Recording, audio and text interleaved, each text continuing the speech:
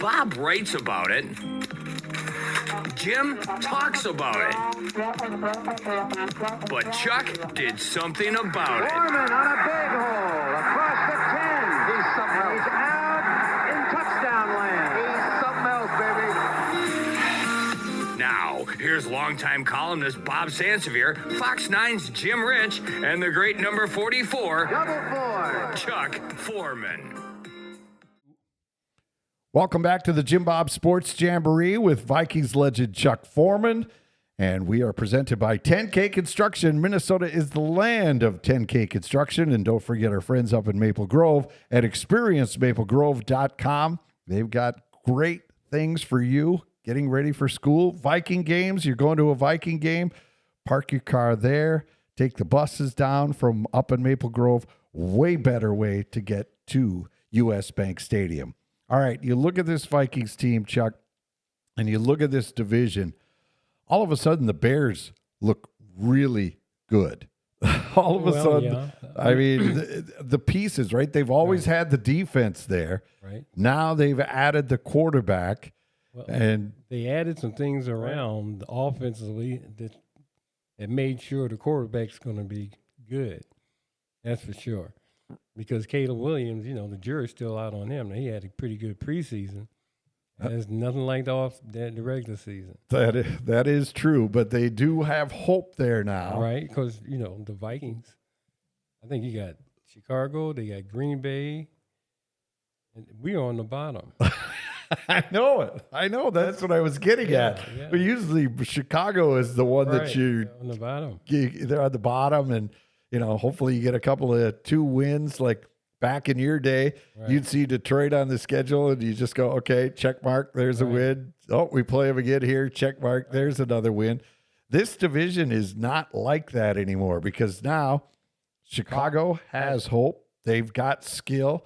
They look like they have a formidable defense, so the quarterback won't be asked to do a ton of things.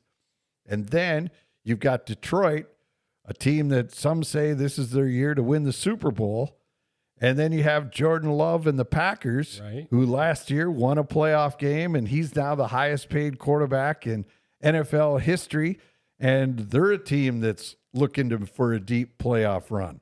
Well, all three of them, other than the Vikings are in the cellar. I mean, when you look at the stand, how people are picking them anyway. Right. And so, that's kind of different for the Minnesota Vikings as a team and to start out the season. But I think I'd rather see them working up than going down. As far as during the season, getting better and getting better, where you got these other guys that are that are expected to be better teams than the Vikings. You got Chicago, of course you got Detroit, of course Green Bay too. So the Vikings aren't even mentioned in that, they're on the bottom. So they've got a lot of work to do. All right, so what about the pressure on Kwesi Adofo-Mensah, the GM, and Kevin O'Connell as the head coach? Mark Wilf came out at the start of training camp, and he said that I'm not looking at doing extensions right now. They have a contract for this year, Kwesi and Kevin, and next season. But usually this is when you'd extend a coaching staff and a GM. You don't let them get to the final year where they're hanging on the balance. So it looks like the Wilfs are saying, well, you need to show me something this year. Yeah, do you read it that way, his statement? And that's the way it should be. I think these guys got a lot of potential. They've made some good moves, no question about it. They've had some injuries, which set them back. But, I agree with the Wilfs. I think they need to wait and see how this, especially this season, how that's going to go. Of course, I thought they were smart not to sign Kirk Cousins because he only took us, the one playoff game? Right. And that's it. Well, he won one playoff game. He went to the playoffs a couple times, but they were short visits. Game, but $180 million, I don't know that he's worth that. Yeah. Well, so what do you want to see out of the team? Let's make you the owner. Okay. You're now one of the Wilfs. You get to fly in the corporate jet from New Jersey every week to hang out, stay at the Omni Lakes Hotel, the top floor, the foreman suite up there. Right. And then you go to U.S. Bank Stadium on Sunday to watch your club. I want to see some consistency both on offense and defense. I want to see a weekly progress on both sides of the ball, and I want to see some guys step up and showcase their real skill. Okay. And whether it's Aaron Jones, we know what he can do, but we know what JJ can do, but Addison's going to have to step up and show us. I mean, he's giving us some glimpses. We got a tight end situation where we got to see how that's going to go. Defensively, I think they'll be aggressive, and I think with the addition of Gilmore, I think they've shored up one side of the ball for sure. Yeah, because now you'll have Byron Murphy back Right. there, junior, and also Gilmore. So all of a sudden, that gives him a couple of starters that have the experience, that can understand the position. Plus, you throw and played for him before too. So, yep at New England. right, in New England. So I think I just think the jury's still out, but I'm cautiously optimistic. Well, I think them spending that $10 million, that's a lot, right? Gilmore, That's a lot of money, but he's worth it. right? But he's been out there. No one else took a flyer on him. Well- We're already deep into camp, and so there's. Although he played every game last year, he played started all 17 with Dallas last year and the playoff game. So he played 18 Right. games, and you always talk about that. You got to be on the field if you're going to be helpful at all. Right, and so again, I think they made a great decision on bringing him aboard. We needed somebody with experience, and not only experience, but he can play that. He can play that position as good as anybody. He's shown that over the years, and Right. I don't see any fall off on what he can do. He's been with Dallas, of course. To me, Dallas is just like a soap opera. I have a hard time understanding when you have a head coach. The head coach is never given the interviews; it's the owner. Right. And so that whole scenario over there is a whole different story. So I would think if I was a player, it'd be hard and difficult to play there. Yeah, I don't think. So I think Gilmore coming here, he's going to just say, "Wow, I'm glad to get back to get some place with some people with some sanity, yeah, and you some have normalcy." Let's put it like that. and like you said, he has a track record with Flores, Right. so he'll understand a lot of the concepts that are going to be thrown at him. That he'll understand the terminology, and it probably won't be a big learning curve for him at all. You see, and the one thing about Flores, regardless of whatever the other things that are out there, from my opinion, there's nothing I respect more in a coach than honesty. What he really thinks, not what you want to hear.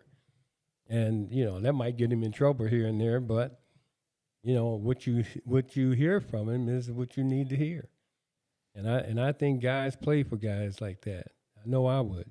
So you're referring to Tua, who took shots at him, calling him a quote-unquote terrible person of Brian Flores when he was his head coach in Miami for 2 seasons. And he also said, Tua said he's needed 2 years of positive reinforcement from Mike McDaniel, the current coach there. Well, So he no longer doubts himself. I've never heard anything like that, but I had enough. I think most guys that excel in this game got a lot of confidence. It take a whole lot more than a coach, thinking you may not be able to do it to, make me have some doubt. Right. But anyway, I'm happy we got him here, and Tua's doing well. He just signed his contract, Yep. And he's, and it worked for him. So whatever it is, but sometimes it's better just not to say anything, especially when you move forward. right. It was 2 years ago. Right. It's done. It's over with. Move on. You can't. You can't control what happened yesterday. That's all. That's gone. That's never coming back. Only thing you can control is the here and now. And tomorrow, you don't even know what's coming there, so you got to control what's happening right now. Right. And so that's the disappointing thing about hearing about all that 2 years later. Yeah. But Brian, he's moved on. He's said his apologies, and he said he could have handled it differently. What more can he say? Right. And I like that Harrison Phillips and Josh Metellus stood up by the podium when he first started, telling him that, we got your back. I'm telling you, this guy is got something special. And I don't even know him that well, other than the fact that I just like the way he handled the situation in Miami when they came to him and wanted him to lose. And he took the high road and said, well, see you later.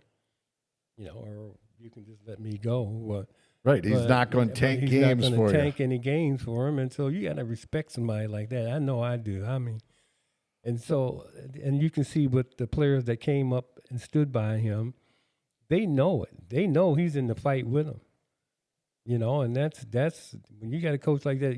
They had a guy here when I first got here by the name of Jack Patera.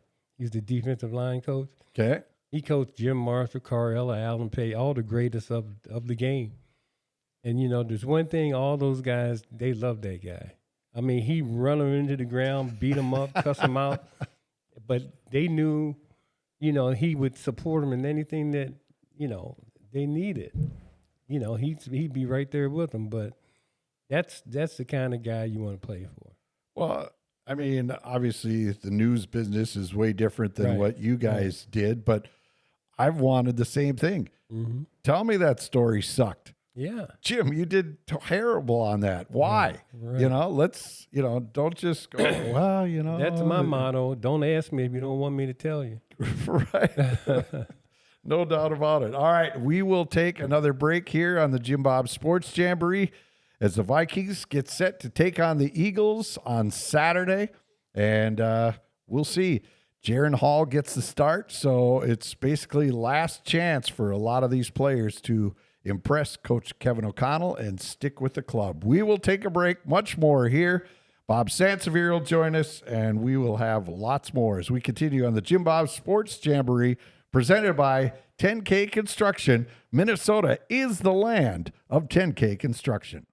On behalf of Vikings legend Chuck Foreman and Fox 9's Jim Rich, I'm Bob Sansevier, and I want to say thank you to all of our listeners and our radio partners, KXRA in Alexandria, KRWC in Buffalo, KDHL in Faribault and Owatonna, KDAL and WDSM in Duluth, WNMT in Hibbing, KTOE in Mankato, AM 660 The Bear, WBHR in St. Cloud, and Wild 102 FM in Roseau. Also, KWOA AM FM in Worthington, and KKBJ in Bemidji, and Bob Total Country serving the Twin Cities of Minneapolis, St. Paul, and surrounding areas. We'll talk to you later.